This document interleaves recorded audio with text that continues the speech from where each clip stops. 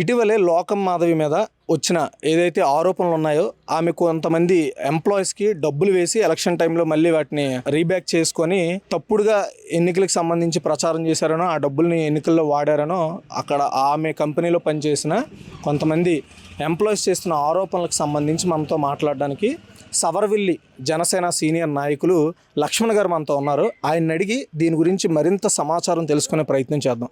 చెప్పండి లక్ష్మణ్ గారు, నిజంగా లోకం మాధవి గారు ఈ ట్రాన్సాక్షన్ స్కామ్స్ చేశారా అని దాని మీద మీరు ఏమంటారు? మా మేడం గారు అయితే అలాంటి అన్యాయాలకి ఏ రోజు కూడా ఇదవరు. ఎవరైనా మేమైనా తప్పు చేస్తే ఆవిడ అసలు ఒప్పుకోరు. మా మేడం కానీ మా సార్ కానీ వాళ్ళకి చేయవలసిన అవసరం కూడా లేదు. ఈ కావాలనే రాజకీయంగా ఇవన్నీ మేడం గారు అంటే ఇప్పుడు 2 సంవత్సరాలు అయింది మేడం గారు ఎమ్మెల్యే అయ్యి. మంచి పనులు చేస్తారు. తర్వాత జనాల్లోకి వెళ్ళి అసలు 24 అవర్స్లో ఎక్కువ శాతం జనాల్లో ఉంటారు ఈవిడికి మంచి ఆదరణ రావడంలో జనాల్లో కొంతమంది రాజకీయ నాయకులు కావాలని చేసి ఆవిడని ఇబ్బంది పెడతారు. నిజంగా మేడం గారు అయితే మా సౌరవీళ్ళు అవని లేకపోతే మా నెల్లిమర్ల నియోజకవర్గం అవని చాలా బాగా చూసుకుంటారు. ఏ రోజు కూడా ఎప్పుడు వెళ్ళా మాకు అందుబాటులో ఉంటారు. ప్రతి ఫంక్షన్కైనా లేకపోతే దేనికైనా పిలిచినా మేము అందరినీ పిలిచినా ఎవరికైనా అందుబాటులో ఉంటారు, వస్తారు, ప్రతి ఫంక్షన్కి వస్తారు. అన్ని విధాలుగా ఆవిడ బాగానే మమ్మల్ని చూసుకుంటారు. ఇవి కావాలని చేస్తారు అంతే తప్ప. కానీ మేడం ఏ రోజు కూడా అలాంటి మనిషి కూడా కాదు. చాలా మంచి వ్యక్తి, అందరికంటే చాలా మంచి వ్యక్తి. ఇప్పుడు నేను ఇన్ని సంవత్సరాల్లో చాలా మందిని చూశాను కానీ మా మేడం అంత మంచి వ్యక్తిని నేను ఎప్పుడూ చూడలేదు. అంటే రీసెంట్గా భోగాపురానికి చెందిన కొంతమంది జాలర్లు బంగ్లాదేశ్లో చిక్కుకుపోయారని మీరు వినే ఉంటారు కదా. అయితే అక్కడి నుండి వాళ్ళని రప్పించడంలో లోకం మాధవి గారు కొంచెం అలసత్వం ప్రదర్శించారు అని చాలామంది ఆరోపణలు చేశారు వైసీపీ నుండి. దానికి మీరేమంటారు? మా మేడం గారు వాళ్ళు వెళ్ళిన కాడి నుంచి చాలా పవన్ కళ్యాణ్ గారితోనవని చంద్రబాబు నాయుడు గారితోనవని ఎన్నోసార్లు వెళ్ళి అసెంబ్లీకి వెళ్ళిన చుట్టాల్లో ఇలాగ మా మత్స్యకారులు ఉండిపోయారు, వాళ్ళు ఎంత త్వరగా తీసుకొద్దామని చెప్పి ఆలోచనతో ఏ రోజు కూడా ఉండి వాళ్ళకి ఆవిడ సొంత డబ్బులతో 9 కుటుంబాలు ఉన్నాయో 9 కుటుంబాలకి రైస్ ప్యాకెట్లు మొత్తం నిత్యావసర సరుకులు అన్నీ కూడా మేడం గారి దగ్గరుండి అన్నీ ఇవ్వడం, ఆవిడకి కావాల్సిన డబ్బులు కూడా ఒక ఫ్యామిలీకి 35,000 ఆర్థిక సహాయం మేడం గారు చేశారు. ఇవన్నీ కావాలని చేసినవి. అవన్నీ తప్పుడుగా మాట్లాడకూడదు మేడం గారి గురించి. అంటే ఆవిడ ఫస్ట్ టైం ఎలక్షన్లో పార్టిసిపేట్ చేయడం, విన్ అవ్వడం విజయనగరంలో కొంతమంది పెద్దవాళ్ళకి నచ్చట్లేదు అంటున్నారా? నచ్చట్లేదు. ఎందుకంటే భారీ మెజార్టీ రావడం, ఒక మహిళకి ఇవ్వడం అనేసి కొంచెం మేడం గారు ఇబ్బంది పెట్టారు. అదే ఎలక్షన్లో కూడా ఆవిడ ఎప్పుడు కూడా ఆవిడ వెనకడుగు వేయలేదు. ఇప్పటికి వచ్చి నిజంగా నేను చూసిన వాళ్ళని అయితే మాత్రం one of the best MLA ఎవరైనా అంటే లోకం మాధవి గారు. మా విజయనగరం జిల్లాకి అయితే మాత్రం one of the best MLA.